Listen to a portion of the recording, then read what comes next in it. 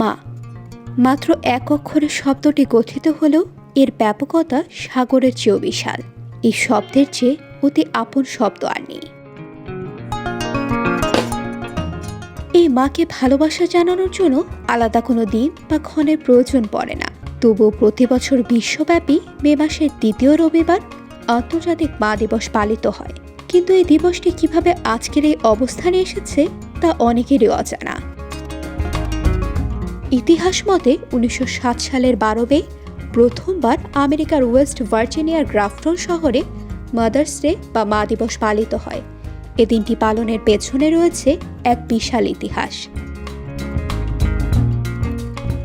ভার্জিনিয়ার an নামে এক শান্তিবাদী সমাজকর্মী ছিলেন। তিনি নারী অধিকার নিয়ে কাজ করতেন। মাদার্স ডে ওয়ার্ক ক্লাবও প্রতিষ্ঠা করেছিলেন তিনি।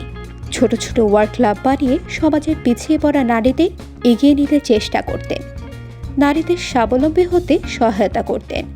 অ্যান ছিলেন খুবই ধর্মপ্রাণ। অ্যানের একটি মেয়ে ছিল যার নাম আনা মারিয়া রিভস জার্ভিস।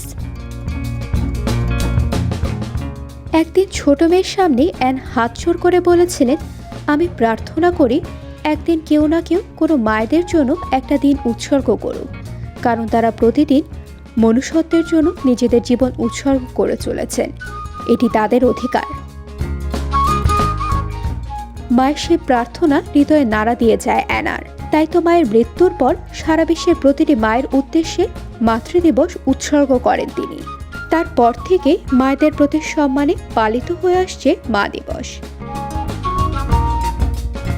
1914 সালে যুক্তরাষ্ট্রের তৎকালীন প্রেসিডেন্ট উডরো উইলসন মে মাসের দ্বিতীয় রোববারকে মা দিবস হিসেবে ঘোষণা করেন। তারপর থেকে এই মে মাসের দ্বিতীয় রোববার আন্তর্জাতিক মাতৃদিবস উদযাপন করা হচ্ছে বিশ্বের 40টিরও বেশি দেশে। তবে অনেক দেশেই অন্য দিনে উৎসর্গ করা হয় মাদের জন্য। তবে বেশিরভাগ দেশেই মার্চ কিংবা মেতে পালিত হয় মাদার্স ডে।